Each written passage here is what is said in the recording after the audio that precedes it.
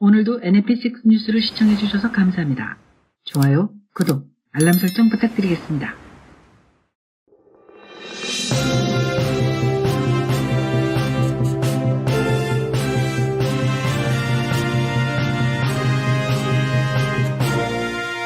NMP6 뉴스.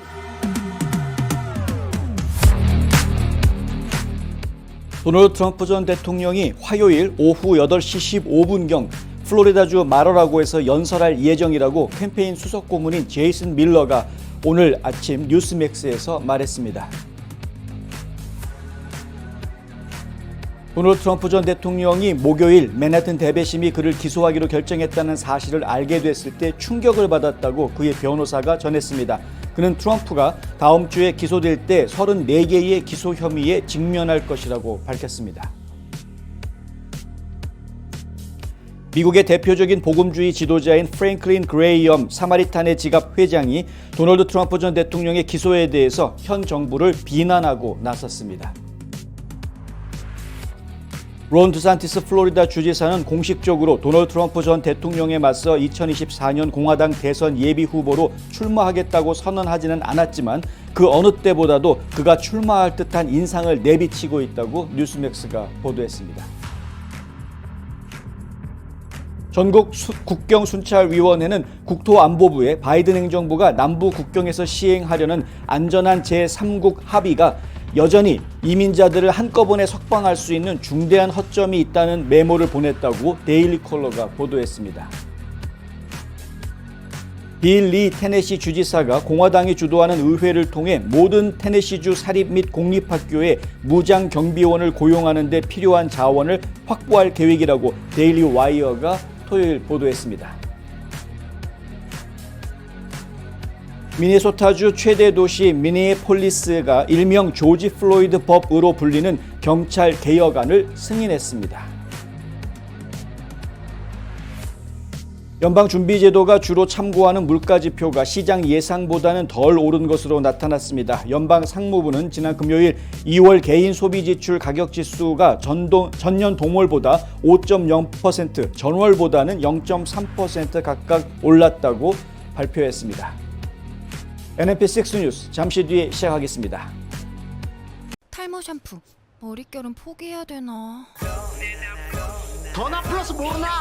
66가지 자연 유래 성분과 영양 성분으로 힘있는 모발의 세정력, 머릿결, 두피 건강까지 빠짐없이 다 잡았다. 자연을 담은 탈모 샴푸 더나 플러스. 더나 플러스 탈모 샴푸 미주 출시 기념 특별 세일 500ml 샴푸 2통과 앰플까지 89불. 가까운 판매처에서 만나세요. 잊지마! 공석 탈모엔 더 나나나. 안녕하십니까, 홍성구 기자입니다. 트럼프 전 대통령의 선거 최측근이라고 할 수 있죠. 선거 캠프에서 수석 고문을 맡고 있는 제이슨 밀러, 지금은 이제 게러닷컴의 CEO가 되어져 있기도 합니다만, 제이슨 밀러가 오늘 아침에 뉴스맥스하고 인터뷰하면서 이런 이야기를 했습니다. 8월이 아니고 8시 15분, 화요일 날 8시 15분 저녁에 마러라고에서 트럼프 전 대통령이 연설을 할 것이다. 대국민 연설을 할 것이다 라는 이야기인데요. 밀러가 뉴스맥스에 출연해서 한 말은 이렇습니다. 트럼프 대통령은 매우 대담하고 강하며 자신을 지지하는 모든 사람들의 지지를 느끼고 있다. 그래서 내일 월요일에 트럼프 대통령은 뉴욕으로 갈 것이고 화요일 아침에는 법원으로 향할 것이다. 그리고 곧 발표될 예정이지만 트럼프 대통령은 화요일 밤 8시 15분 마러라고에서 연설을 할 예정이다. 트럼프 대통령 없이는 트럼프 정책을 할 수 없기 때문에 트럼프 대통령이 얼마나 강하고 얼마나 열성적인지 전 세계가 지켜볼 것이다. 우리는 이 마가 운동, 미국을 다시 위대하게 만들기 위한 운동을 계속해야 한다. 이렇게 이야기합니다. 월요일 날 뉴욕으로 향한다라는 이야기가 나왔고요. 그리고 화요일 날 맨하튼 대배심에서 정식으로 기소를 할 것으로 이제 알려져 있죠.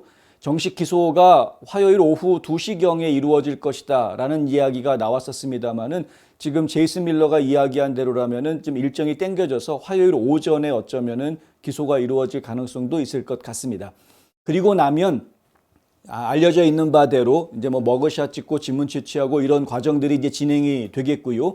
하지만 불구속 기소로 해서 풀려나게 될 것이고 풀려나면 다시 플로리다 마로라고로 돌아온다는 이야기입니다. 그리고 화요일 저녁에 그러니까 기소가 된 상태에서 본인의 심경을 이야기하는 대국민 연설을 하게 될 것이다. 이런 이야기가 나온 거죠. 제이슨 밀러는 이런 말도 했습니다. 롤링 스톤스가 연주하고 있을 때 트리뷰트 밴드, 이 헌정 밴드를 보러 가는 사람 사실 별로 없다. 그들은 트럼프 대통령을 위해 여기에 있고 공화당은 트럼프 대통령의 국권이 뒤에 있다. 국권이 공화당이 트럼프 전 대통령의 뒤에서 버티고 있다. 이제 이런 이야기죠. 사실 트럼프 전 대통령을 기소한다라는 이야기가 나오고 나서 좀 뭐 의외라는 이야기도 나오고 있긴 합니다만은 보수 진영이 지금 트럼프를 중심으로 해서 다시 막 결집하는, 그러니까 트럼프 지지자만 트럼프를 중심으로 결집하는 것이 아니라 아예 공화당 거의 대부분 전체적으로 지금 트럼프를 중심으로 결집하는 모습을 보여줍니다. 왜냐하면은 이것은 역사에 없었던 정치적인 공격이기 때문에 그런 겁니다. 정치적으로 공격을 해서 그것을 상대방을 숙청하는 데 연방정부 기구로 활용하고 있다라는 것은요. 이건 뭐 미국 역사에서 없었던 것일 뿐만 아니라 이것이 기정토착화돼 버리면 고착이 돼 버리면요. 한국의 정치의 역사에서 우리가 지금 보고 있는 것처럼 매번 전직 대통령들에 대한 기소와 재판 이것을 뭐 매번 볼 수밖에 없는 보복은 보복을 낳고 복수는 복수를 낳는 것 아닙니까? 그 악의 구렁텅이에 지금 미국 정치를 빠뜨리고 있는 모습을 저희가 보고 있는 것이기 때문에 그렇습니다. 그래서 이것은 단순하게 도널드 트럼프라는 개인의 문제라기보다는 미국의 정치 역사의 문제이고 미국의 정치 구조의 문제가 돼버린 겁니다. 공화당 전체가 이 문제에 대해서 찬성할 수가 없는 겁니다. 여론조사 업체인 맥플러린 앤 어소시에이츠의 짐 맥너플린은 그 CPEC 행사에서 스트로포를 진행하는 것으로도 유명한 인물이죠.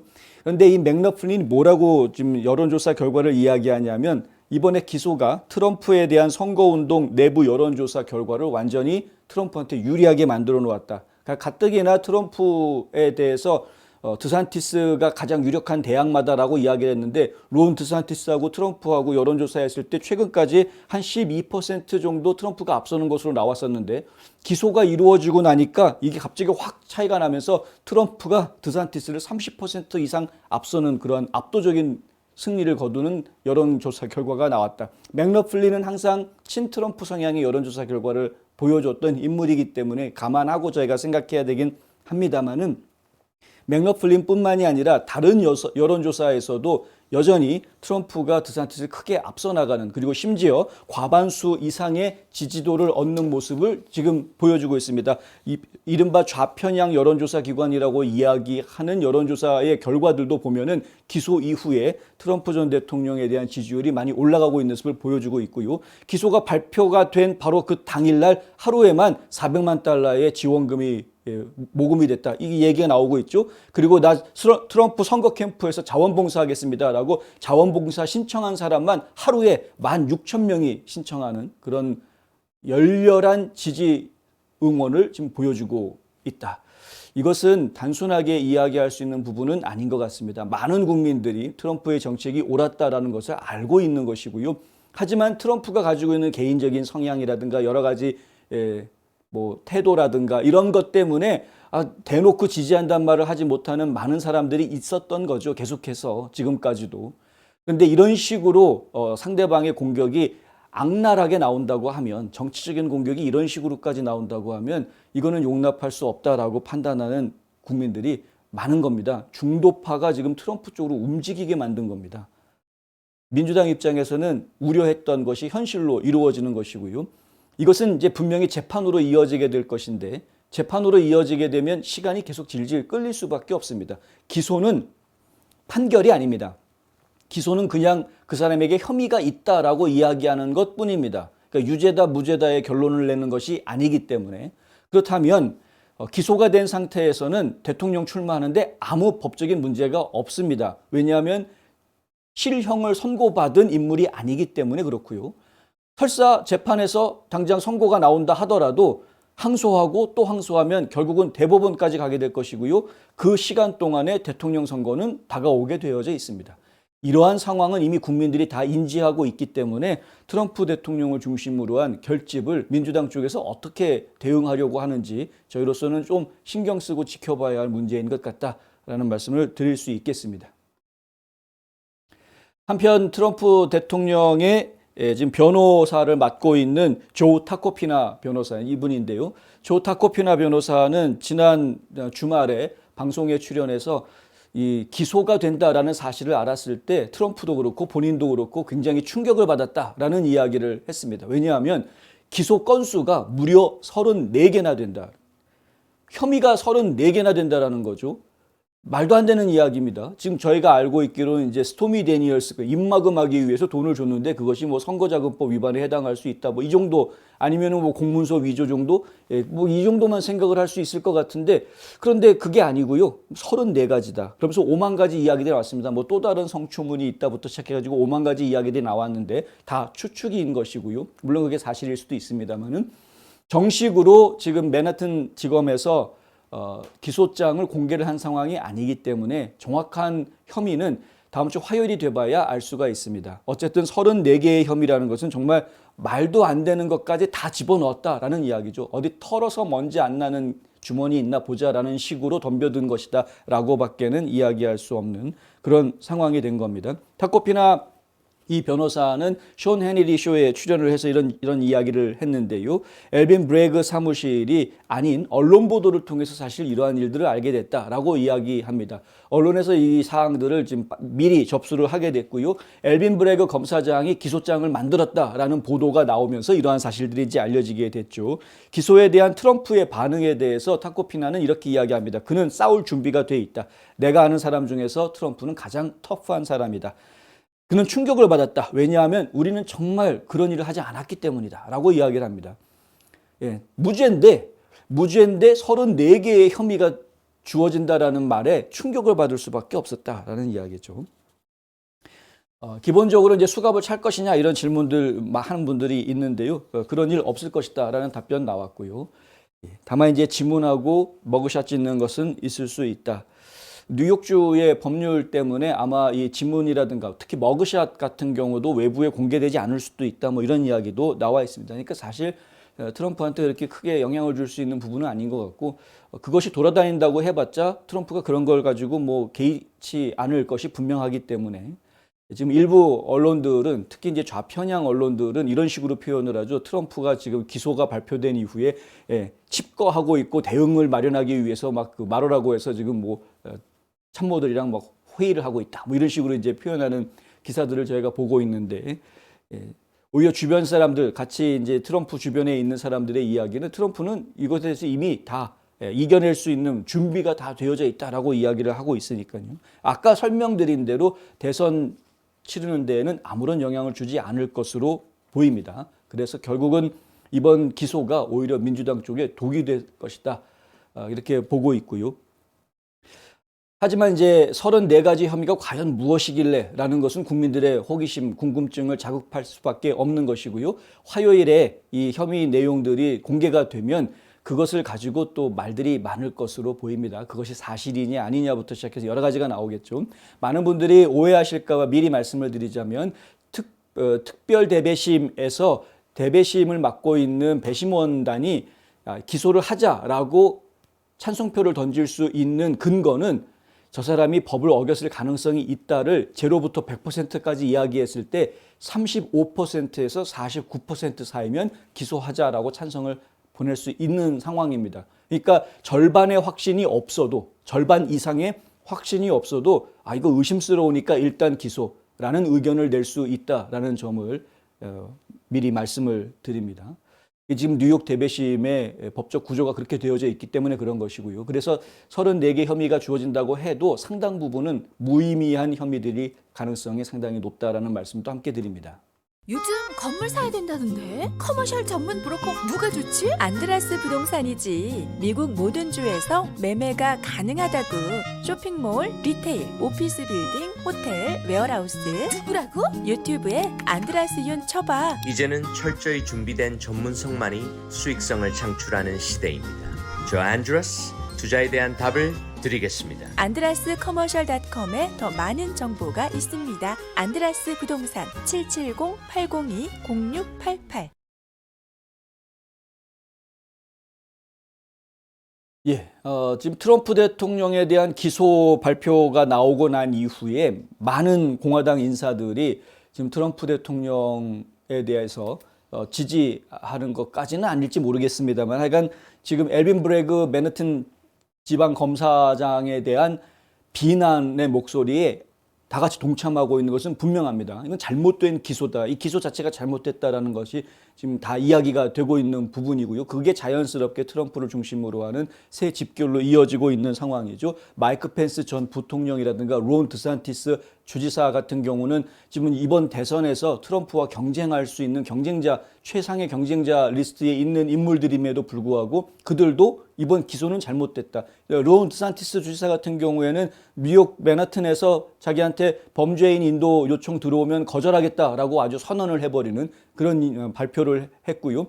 그럼 마이크 펜스 부통령 같은 경우에도 이런 경우는 있을 수 없다라고 이야기하는 잘못된 검찰의 행동에 대해서 지적하는 이런 이야기도 했습니다. 그런데 저희가 지금 관심 깊게 보는 것은 바로 프랭클린 그레이엄 목사의 반응입니다.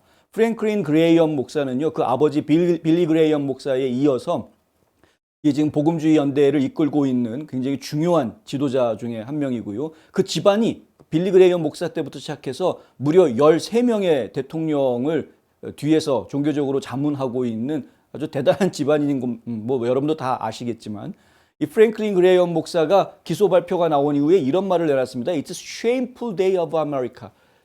미국에 있어서 매우 부끄러운 날이다라고 이야기하고 나섰습니다. 전직 대통령이 맨하튼 대배심에 의해 기소됨으로써 미국에게는 매우 부끄러운 날이다. 민주당은 현 행정부의 잘못과 결함을 무시한 채 자신들의 정치적 이익을 위해서 법 시스템을 무기화했다. 아예 민주당을 대놓고 비난하는 말을 이야기합니다. 그리고 무기화를 이야기하죠. 우리가 하나님께 등을 돌렸는데 왜 그분이 우리의 기도를 들어주셔야 하겠는가? 하지만 나는 하나님께서 개입하셔서 이 나라를 구해주시고 우리가 이 어두운 세상을 향한 희망의 등불이 될 수 있도록 계속 기도할 것이다. 이렇게 써놨습니다.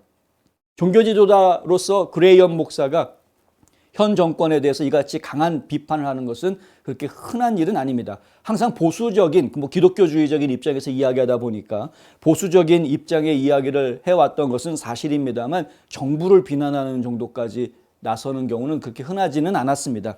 그런데 이번에는 아주 강도 높게 비판을 했다는 것이고요.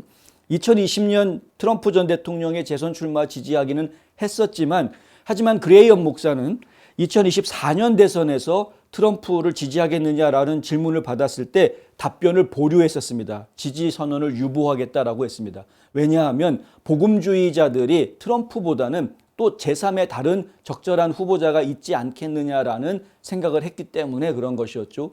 사실 마이크 펜스 후보가 이런 복음주의 기독교인들의 전폭적인 지지를 받았던 인물이긴 합니다. 그래서 마이크 펜스가 부통령 러닝메이트로 뛰었기 때문에 사실 트럼프를 지지했었던 것이었는데 2016년도 그렇고 2020년도 마찬가지였는데요. 하지만 2024년에서는 마이크 펜스하고 트럼프의 사이가 벌어지는 것을 보았기 때문에 이 복음주의 기독교 지도자들이 지금 일단 트럼프 전 대통령에 대한 지지 선언을 좀 보류하는 이런 모습을 좀 보였던 것이 사실입니다. 그런데 이번에 기소 사건이 이야기가 되면서 이 소식이 알려지면서 프랭클린 그레이엄 목사는 아주 단호하게 현 정부를 비판하고 났습니다. 이것은 바꿔서 이야기하면은 복음주의 기독교인들이 지금 트럼프를 지지하는 모습으로 전향할 수 있다라는 것을 보여주고 있는 것이죠. 마이크 펜스 전 부통령은 이것을 정치적 박해다, 맨하튼 지검장을 그렇게 비판했고요. 드산티스 주지사 역시 비판하고 나섰다라고 제가 좀 전에 말씀을 드렸는데 이것이 결국에는 트럼프를 중심으로 해서 모든 보수 세력들이 다 결집하게 만드는 하나의 큰 전환점, 모멘텀이 되는 것 아니냐라는 이제 추측을 가능하게 만드는 그런 성명이어서 제가 특별히 소개를 해드렸습니다. 하나님이 등을 돌렸는데 우리가 기도한다고 하나님이 과연 우리가 하나님한테 등을 돌렸는데 그런데 우리가 등 돌려놓고 하나님한테 기도한다고 하나님이 우리 기도를 들어주겠느냐. 이 표현은요. 이미 성경에 많이 나오는 이야기입니다. 과거에 이미 인류의 역사를 통해서 하나님이 일하시는 방법의 정답과 같은 교과서적인 모습입니다. 회개해야 됩니다. 우리가 먼저 등을 돌렸기 때문에 다시 하나님이 이 나라를 구해 주시기를 원한다면 회개해야 됩니다. 프랭클린 그레이엄 목사님 같은 경우에도 그 부분을 굉장히 중요하게 이야기를 하고 있고요. 그래서 기도해야 된다라는 이야기 지금 계속 하고 있습니다. 론 드산티스 플로리다 주지사가 지난 주말에 펜실베니아에서 연설을 했습니다. 펜실베니아 리더십 컨퍼런스의 주 강사로 나섰는데요.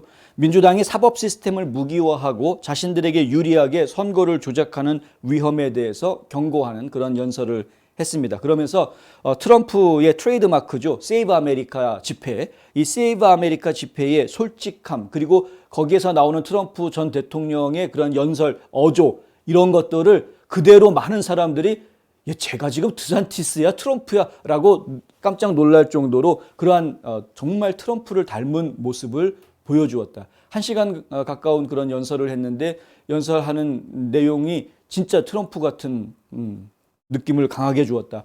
드산티스가 진짜 대통령으로 출마하려나 보다라는 이제 이야기들이 그래서 나오게 됐습니다.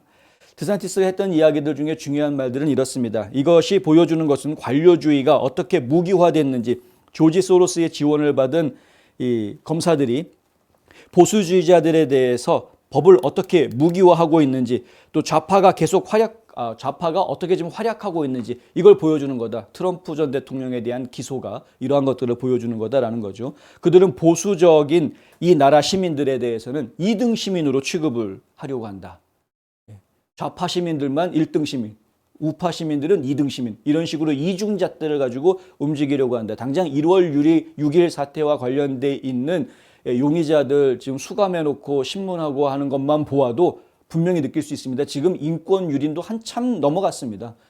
지금 헌법에서 보장해주고 있는 인권들 전부 다 박탈당한 상태로 1월 6일 시위자들 지금 전부 다 몇백 명이, 거의 1000명 가까운 사람들이 지금 감옥에서 고생하고 있는 건데요. 이런 것들을 보면은 분명히 이중잣대가 적용되고 있다. 별거 아니라고 그러면서 폭력을 저지르고 화염병 던지고 공공기물을 파손했던 사람들도 잡았다가 바로 다음날 풀어줬던 이 좌파 검사들이 왜 이 1월 6일 의사당 사람들만큼은 그렇게까지 집요하게 물고 늘어지느냐. 이중잣대라는 겁니다. 2024년을 보면은 그들이 하원에서 승리하고 백악관에서 다시 승리하고 상원에서 한두 명 추가할 수 있다면 민주당이요? 지금 드산티스 주지사가 하는 이야기입니다. 연설에서. 만약에 민주당이 백악관도 이기고 하원도 또 이기고 상원에서도 또 추가로 한두 명 더 자리가 민주당 쪽으로 추가가 돼서 완전히 2020년 선거 결과처럼 민주당이 다 이겨버리는 결과가 나오게 된다면 그들은 그 다음에 무슨 짓을 하겠느냐라고 물어봅니다. 그러면서 하는 이야기가 연방 대법원을 장악하려고 할 것이다. 선거인단 폐지하려고 할 것이다. 워싱턴 DC를 스테이트, 주로 승격시켜서 민주당 상원의원 2자리 고정적으로 만들어, 워싱턴 DC 같은 경우에는 유권자의 90% 이상이 민주당입니다. 그러니까 당연히 거기에 그곳을 갖다가 주로 승격을 시켜버리면 주에서는 상원의원 2명이 나오니까 민주당 상원의원 2명이 고정으로 박히는 꼴이 돼버리는 것이죠.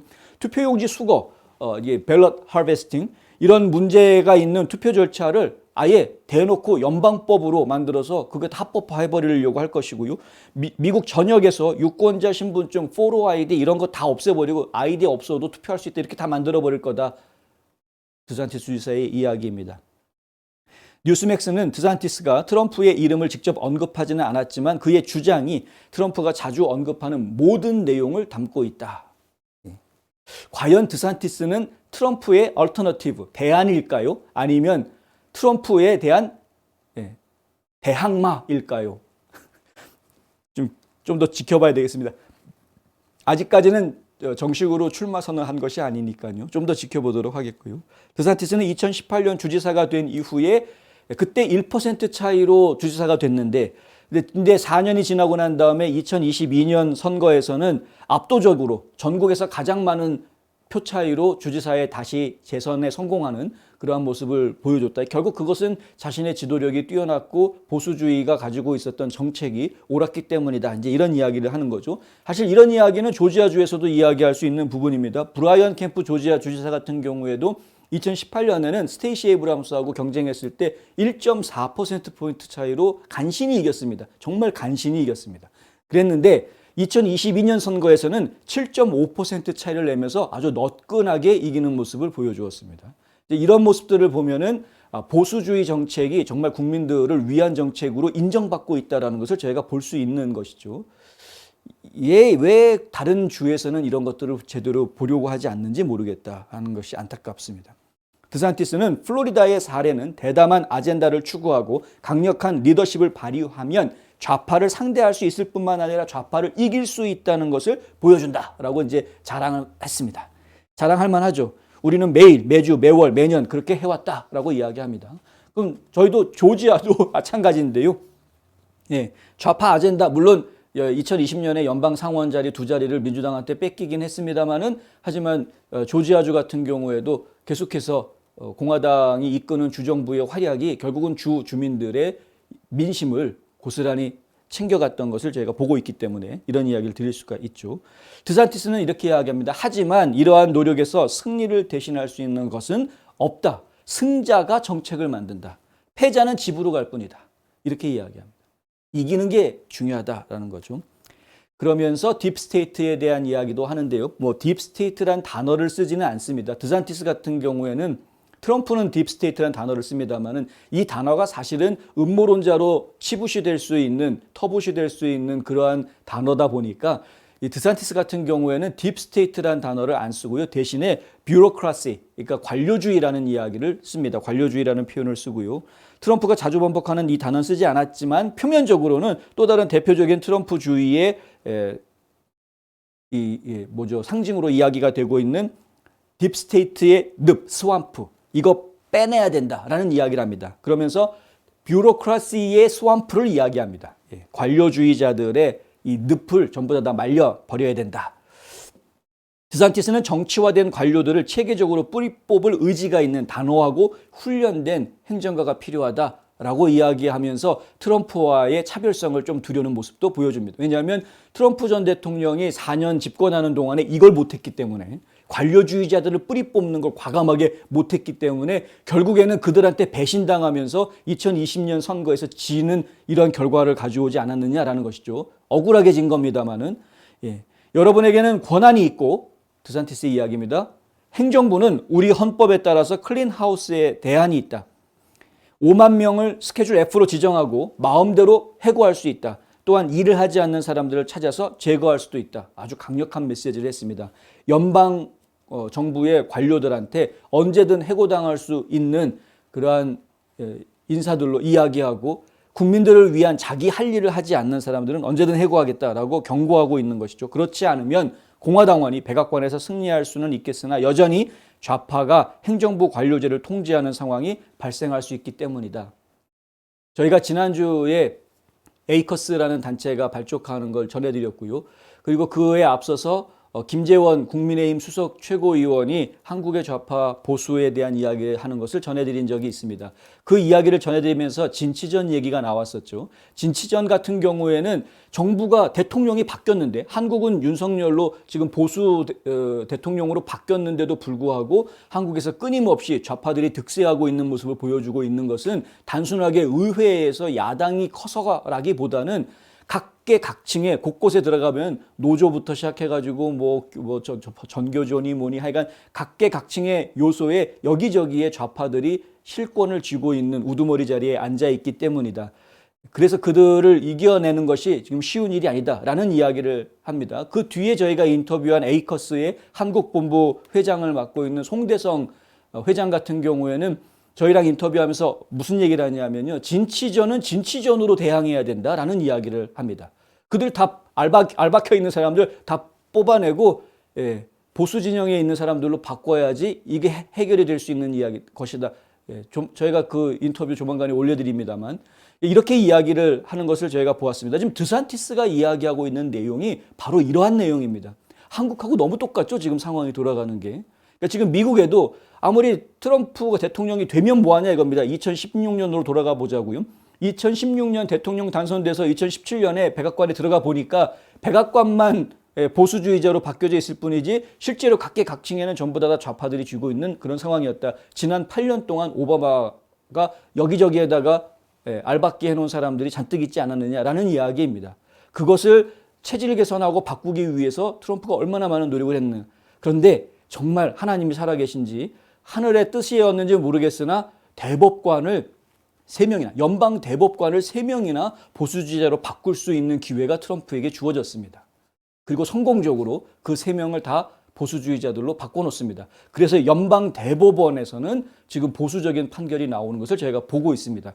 그렇지 않았더라면 더 심각한 좌경화 문제가 미국 사회에서 있었을 뻔했습니다. 그런데 지금 비록 법정 싸움이 길어지는 폐단이 있기는 하나 하지만 연방 대법원이라도 잡아놓았기 때문에 이렇게 되는 것이죠. 그러니까 지금 연방 대법원을 잡아놓았는데 2024년 선거에서 지면은 민주당이 연방 대법원을 또 콧 패킹 할 것이다 라는 이야기를 지금 하고 있는 겁니다.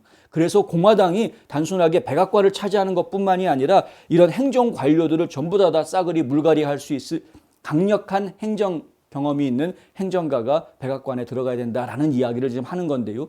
본인이 그 적임자라는 이야기를 이렇게 하는 이야기입니다. 그러니까 따지고 보면은 지금 대선 출마 이미 하고 한 후보가 하는 말 같은 그런 연설을 했습니다. 그래서 좀 더 제가 두고 봐야 되겠다. 물론 트럼프 전 대통령도 그런 능력이 있는 건 분명합니다만은 지난 집권 시절에는 그런 것을 못 보여줬기 때문에 물론 앞으로 또 한 번 정권을 잡는다 그러면 과감한 모습을 보여줄 것으로 기대가 되긴 합니다만 하여튼 저희가 긴 시간 설명을 드렸는데 지금 한국에서의 진치전이 지금 정권 교체 이후에도 지금 현실적으로 국가를 옳은 방향으로 이끌어 나가는데 어려움을 겪게 하는 이유가 되고 있는 것처럼 미국에서도 지금 트럼프 전 대통령이 겪었던 일이 바로 그런 일이었다. 지금 앞으로 그것에 대해서 대비할 수 있어야 한다라는 주장이 나왔다라는 점은 저희가 기억해야 할 일이어서 전해드렸습니다. 우리 한인들의 정체는 무엇입니까? 우리가 자손들과 살아갈 땅임에도 불구하고 언젠가는 떠날 방문객처럼 살지는 않습니까? 우리는 이방인이 아닌 이 땅의 주인이 되어야 합니다. 우리는 반드시 이 나라에서 좋은 평판을 만들어야 되는데 이 나라와 우리 이웃과 우리 지역에서 도움이 되는 사람들로 부각이 되어야 됩니다. 좋은 이웃되기 운동이 여러분 곁에서 함께합니다.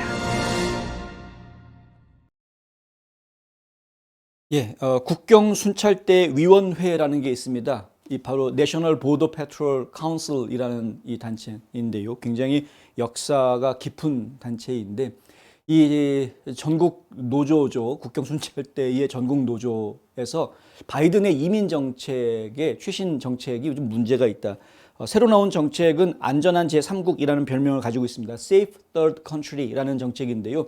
이 Safe Third Country라는 정책은 뭐냐면 베네수엘라든 과테말라든 이런 나라에서 나 더 이상 못 살겠습니다라고 탈출해서 미국으로 올 때 망명 신청을 하지 않습니까? 난 내 나라에 살 수 없기 때문에 미국에서 살고 싶습니다라고 망명 신청을 하는데 그런데 이 사람들이 거쳐오는 나라가 멕시코죠. 멕시코는 문제가 없는 나라이기 때문에 일단은 그러한 정치적인 사회적인 문제가 일단 심하지 않은 나라이기 때문에 이런 안전한 나라 그러니까 Safe Third Country라는 거죠. 멕시코가. 그래서 만약에 이 탈출한 사람들이 Safe Country에 와 있으면 굳이 멕시코에서 살면 되지 왜 미국으로 오느냐 이렇게 되는 겁니다. 그래서 망명 신청 자체를 할 자격을 주지 않겠다라는 거죠. 좀 직접적으로 말씀드리면 망명을 신청하는 사람이 자기 본국을 떠나서 곧바로 미국으로 와서 망명 신청을 해야지 중간에 제3국 특히 문제가 없는 살기 나쁘지 않은 나라를 거쳐서 미국으로 와가지고 망명 신청하는 것은 받아주지 않겠다. 망명 신청 자격 자체를 주지 않겠다라는 것이 Safe Third Country 이 규칙입니다. 새로 만들어진 규칙이고요. 2월 말에 이 규칙이 만들어져서 발표가 됐고 3월 27일까지 여론 수렴 기간이었습니다. 여론 수렴 기간이 이제 지난주에 끝났는데 이 여론 수렴 기간 중에 이런 이제 국경순찰대 노조에서 지적이 나온 겁니다. 그 정책은 좀 반쪽짜리 정책이다. 그거 가지고는 문제가 해결이 되지 않는다라는 것이 이제 지적 내용인데요. 왜냐하면 어차피 캐치 앤 릴리즈 하게 돼 있다라는 겁니다. 망명 신청을 받아주든 안 받아주든 상관없이 일단 망명 신청을 하면 이민법정에 설 때까지 기다려야 되는 기간이 있는데 그 기간 동안 이 사람 붙잡아둘 수 있는 법적인 근거가 약하다라는 거죠. 현재 규정은 국경에서 망명 신청을 하더라도 이민법정에서 서기까지 무조건 잡아둘 수 있는 규정이 없다는 겁니다. 48시간인가요? 72시간이 지나면 풀어줘야 되는 상황입니다. 현재 법규 자체가.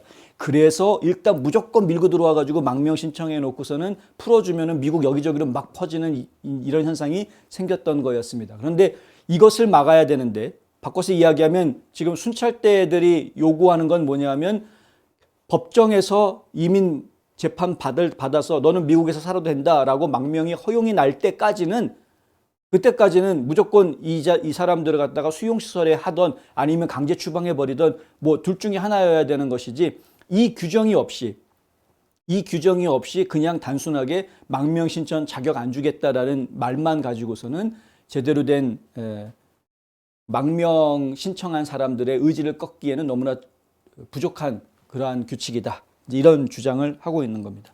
여러분들 생각은 어떠신지 모르겠습니다. 일단 NBPC에서 하는 이야기는요.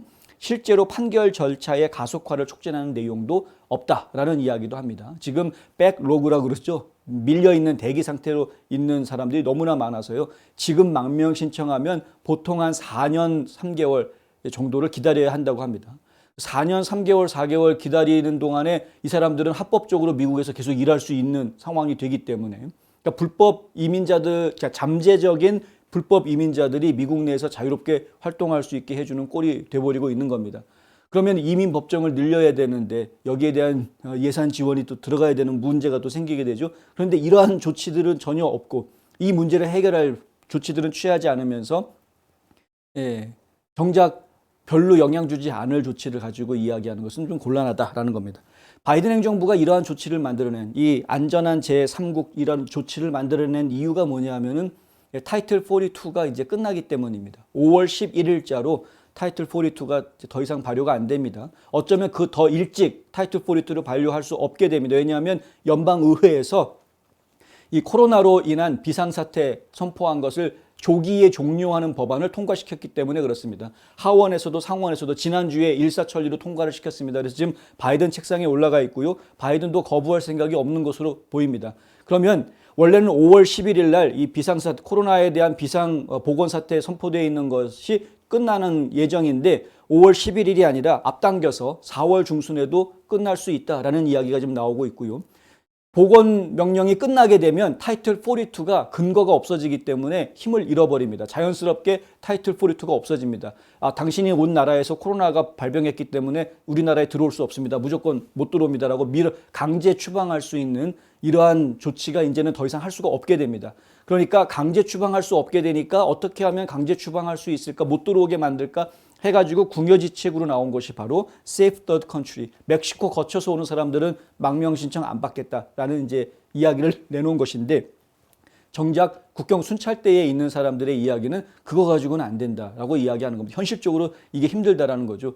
들어오는 사람들이 이렇게 순순하게 들어와가지고 이 앞에서 나 망명 신청할게요 라고 하는 사람도 물론 있지만 그게 다가 아니고 몰래 숨어서 들어오는 사람들이 너무나 많기 때문에 특히 이제 스머글러들이 있지 않습니까?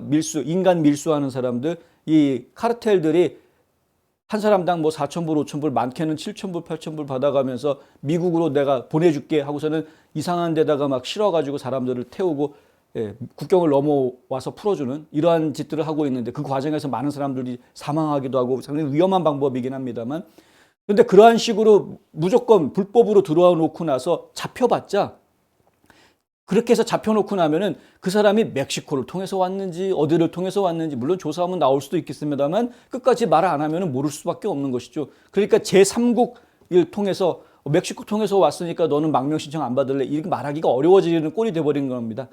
더군다나 이런 사람들을 보호해주겠다라는 변호사 단체들이 많이 있기 때문에 뭐 시민 단체들, 인권 단체들 뭐 이런 단체들이 많이 있기 때문에 이런 사람들 보호해주기 시작하면은 그럼 순찰대 입장에서는 할 수 있는데 많은 제약을 느낄 수밖에 없는 것이고요.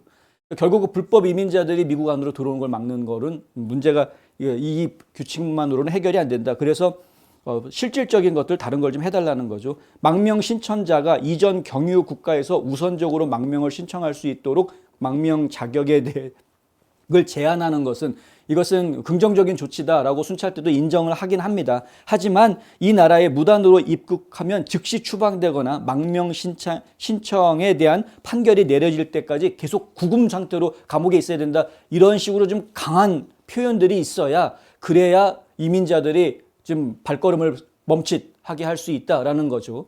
그냥 구금도 안 하고 일정 시간 지나면 어차피 풀려날 수밖에 없는 상황이 계속되고 있고, 그리고 또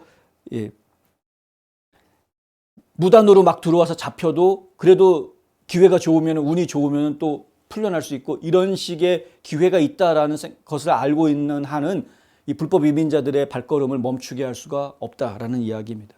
이 문제는 지금 끊임없이 계속 진행되고 있고요. 벌써 지금 새해가 시작된 지 몇 달 안 됐는데도 100만 명 이상의 불법 이민자들이 국경에서 체포가 됐다라는 보도가 좀 나와 있는 상태입니다. 빌 리 테네시 주지사가 지금 이제 주의회에다가 제안을 하나 했는데요. 모든 테네시 학교, 사립학교든 공립학교든 할 거 없이 모두 다 무장 경비원을 배치하자라는 그러한 이제 제안을 해놨습니다. 보통 주지사들이 각 주의회에다가 이렇게 이러한 걸 합시다라고 이제 제안을 하면 주지사 측에서 활동하는 의원들이 있습니다. 주 의원들 지정을 하는데 뭐 플로어 리더라고 이렇게 보통 정하는데, 플로어 리더들을 정하면 그 의원들이 주지사가 하려고 하는 의지에 가장 적합하게 들어맞는 법안을 만들어냅니다. 일단은 지금 주 전체에 있는 모든 학교에다가 무장경비원을 배치하기 위해서는 예산이 들어가겠죠. 학교들이 전부 다 그런 돈을 좀 가지고 있는 상태가 아니니까 추가 지원금 얘기가 나와야 될 것이고요. 그럼 그 재원을 어디에서 마련할 것인가에 대한 이야기들이 나와야 될 것이고, 이게 복잡합니다. 디테일로 들어가게 되면 그러한 부분들에 대해서 모든 법안들을 다 만들어서 그것이 현실화될 수 있게끔 법을 만드는 작업을 이제 진행을 시키게 될 것이고요. 그 법안이 나오게 되면 주의회에서 자 통과해가지고 하원, 상원 통과하고 나면 주지사가 서명을 해서 입법이 돼야 이제 실행이 되는 게 이제 미국의 법 절차입니다. 그런데 지금 이제 일단은 시작을 해놓은 것이죠. 지난번에 커버넌트 스쿨이라는 학교에서 이 정신 나간 트랜스젠더가 총질을 하는 바람에 교장하고 교사 2명에서 어른 3명, 그리고 9살짜리 어린이 3명이 사망하는 끔찍한 일이 벌어지지 않았습니까? 이러한 상황이 벌어지는 것을 직접 겪고 나서 리 주지사는 굉장히 큰 충격을 받았던 것으로 보이고요. 직접 이제 연설하는 모습이라든가 이런 걸 보면은 굉장히 신중하게 이 문제를 생각했던 것으로 보여집니다.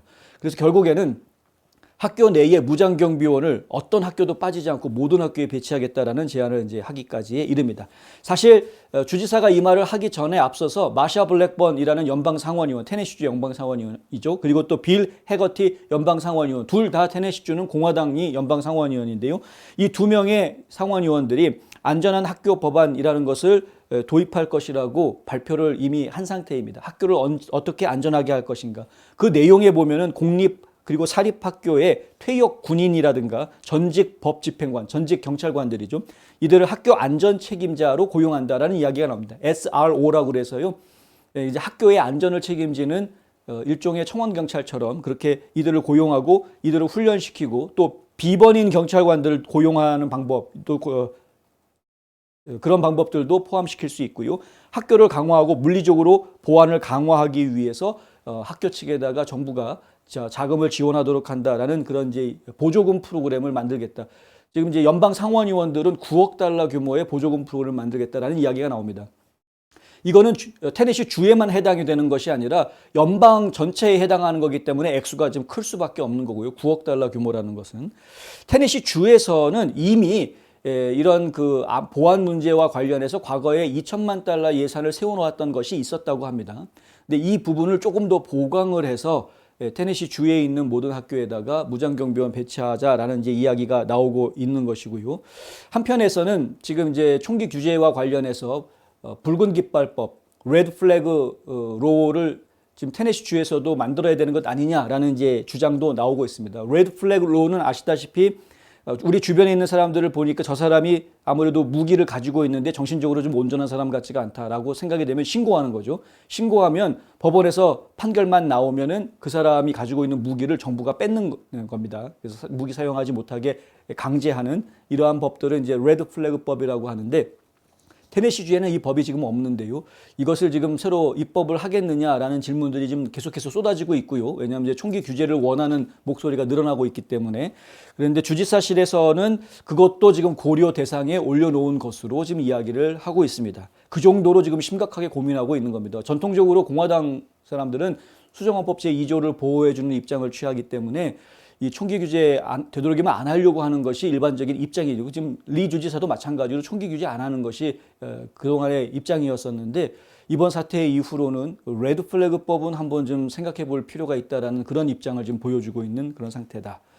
어쨌든 학교 안에 무장경비원들이 늘어나면은 오히려 총기 사고가 더 날 거다라고 헛소리하는 사람들도 있는데, 하여튼 지켜보겠고요. 이것이 테네시 주만의 일이 아닙니다. 이런 사건들은 플로리다에도 텍사스에서도 벌어졌었기 때문에 학교 내에서 총기 사건이 벌어지는 이 문제에 대해서는 전국적으로 다 같이 관심을 가지고 생각해야 될 문제인 것은 분명합니다. 미니애폴리스 기억나시죠? 조지 플로이드가 사망한 지 이제 3년이 지났는데 경찰 개혁에 대한 이야기들이 계속 나왔고, 경찰 예산 삭감하라는 구호가 바로 이곳에서부터 출발을 합니다. 그런데 결국에는 경찰 개혁안이 통과가 됐다라는 이제 이야기가 나왔습니다.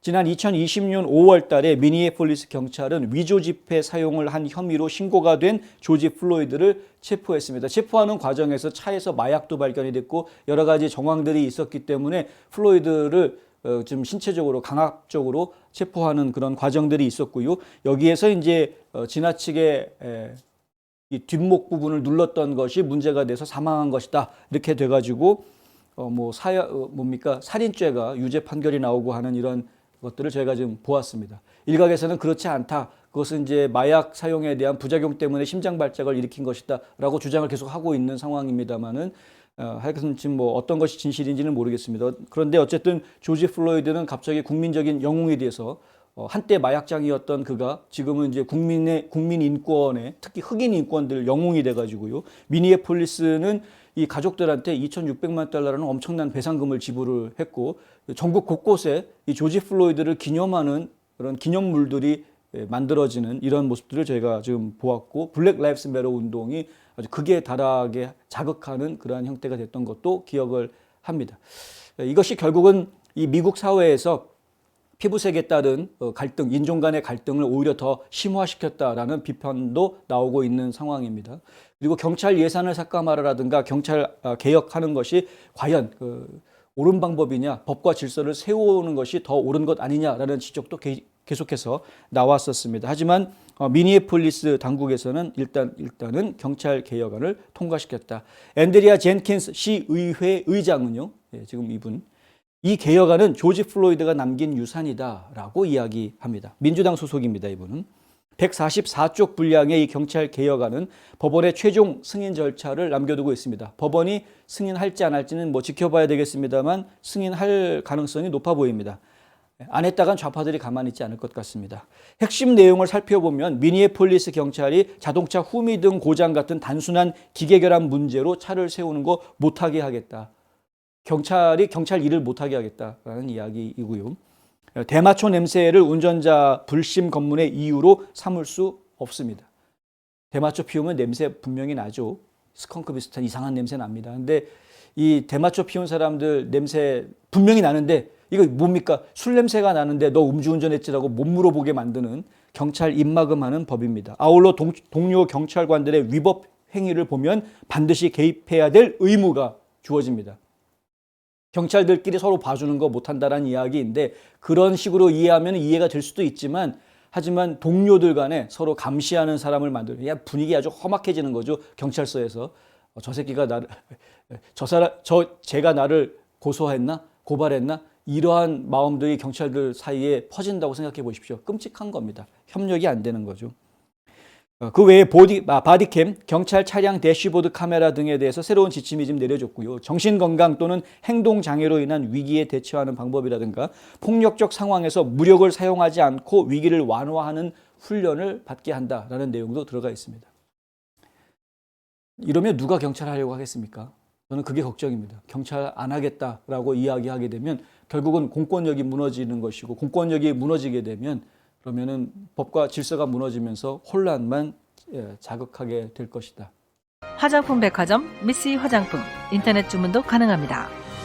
고객의 꿈을 실현하는 은행 메트로시티은행. 한 곳에서 시작되는 안정된 미래 선우인어 보험. 뉴스앤포스트에 광고하시고 경기 침체 극복하세요.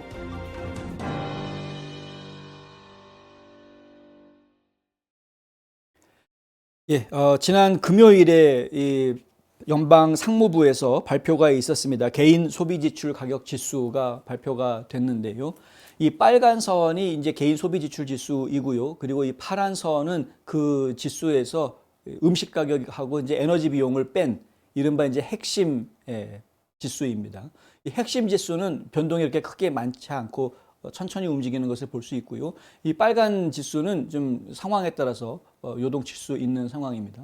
그런데 지난 1년 전하고 비교를 해보면은 지금 전체적으로 인플레이션이 좀 떨어지는 그런 모습을 좀 보여주고 있죠. 그래서 작년에 6월 달에 7%까지 올라갔던 이 인플레이션이 지금 이제 여기는 6% 아래 5%까지 지금 내려와 있는 상황이다.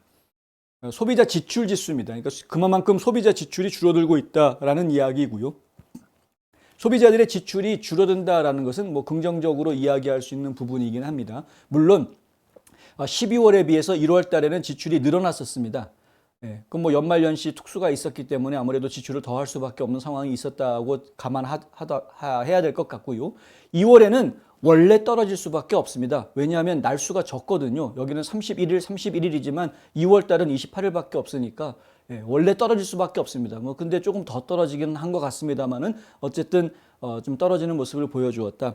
이렇게 되면 이제 연준에서 연방 기금 금리를 올리는데 조금 신경이 쓰이는 부분이 될 수가 있겠죠. 인플레이션이 떨어지는 거니까. 그러나 연준이 지금 목표하고 있는 인플레이션은 2%대까지 낮추는 것이기 때문에 아직은 더 갈 길이 멀다라고 봐야 되는 것이고요. 아까 말씀드린 대로 2월 달에 떨어지는 건 그렇게 많이 떨어지는 건 아니다. 그래서 3월 달을 좀 사실은 봐야 됩니다. 3월 달에 보면은 여기에서도 지금 2월에서 3월로 올라갈 때 이렇게 올라간 숫자가 나온 것처럼 3월 달에는 더 올라갈 수밖에 없을 겁니다. 왜냐하면 3월도 31일까지 있으니까. 그래서 저희가 좀 더 지켜봐야 될 숫자이고요. 지금 이거 가지고 소비 지출이 5%로 지금 전달에 비해서 떨어지는 추세가 계속 있으니 물가가 좀 안정되고 있는 거다라고 해석을 하는 분들이 나온다면 그거는 그래프를 좀 잘못 해석한 거다.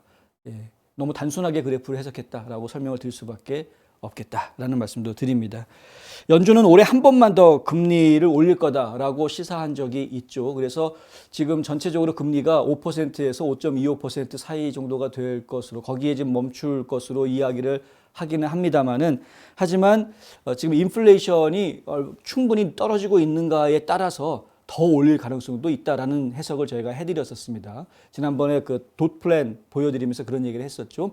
그러니까 지금 5%에서 5.25%까지 최종금리가 갈 거다라고 생각하는 분들이 있지만 그 위에 더 올려야 된다라고 이야기하는 사람 숫자도 그만큼 많이 있기 때문에 뭐 절반 가까이 되는 사람들이 더 올려야 된다라고 지금 이야기하고 있는 상황이기 때문에요. 충분히 물가가 떨어지지 않으면 연방 기금 금리는 더 올라갈 수밖에 없다. 최종 금리는 더 올라갈 수밖에 없다라는 말씀 드립니다.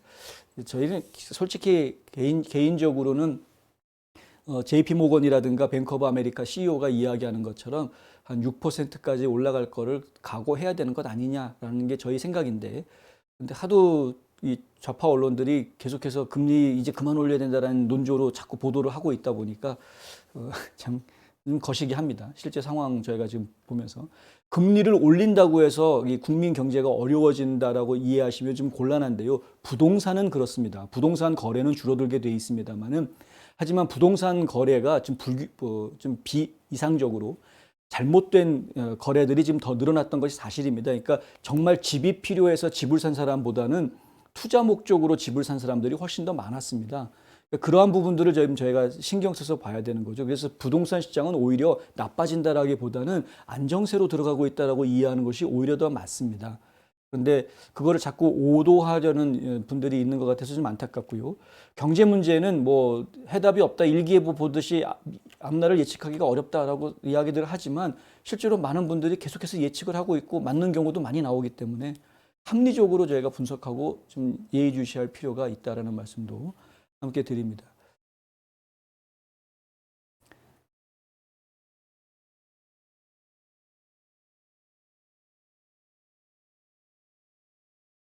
예, 저희가 이제 화요일부터 저희가 월요일부터 목요일까지는 정상적으로 NMP6 뉴스는 월요일부터 목요일까지 계속 진행이 되고요. 주말에는 금, 토, 일 3일 중에서 하루를 골라서 주말 방송으로 내보내드립니다. 오늘 방송은 일요일 4월 2일자로 녹화됐습니다. 오늘 한 주도 복되고 건강한 한 주 되시기 바랍니다. 끝까지 시청해 주셔서 감사합니다.